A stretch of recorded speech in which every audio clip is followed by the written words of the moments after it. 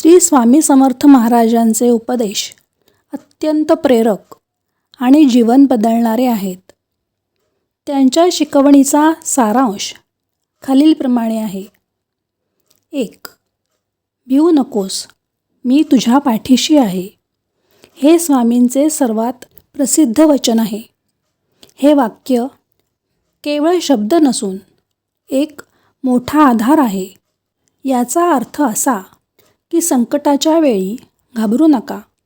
स्वतःचे कर्म प्रामाणिकपणे करत राहा आणि परमेश्वरावर पूर्ण विश्वास ठेवा. 2. भक्ती आणि कर्म.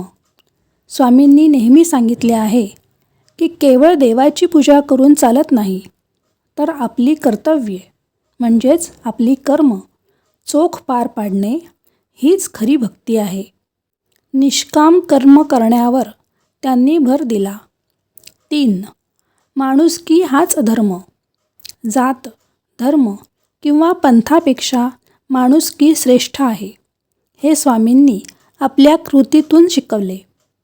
त्यांनी कधीही भेदभाव केला नाही. उलट समाजातील सर्व स्तरातील लोकांना जवळ केले. 4. अहंकाराचा त्याग. मनुष्य जेव्हा अहंकाराचा त्याग करतो तेव्हाच त्याला खऱ्या ज्ञानाची प्राप्ती होते. मनाची शुद्धी आणि नम्रता ही आध्यात्मिक प्रगतीची पहिली पायरी आहे. 5. संयम आणि सहनशीलता.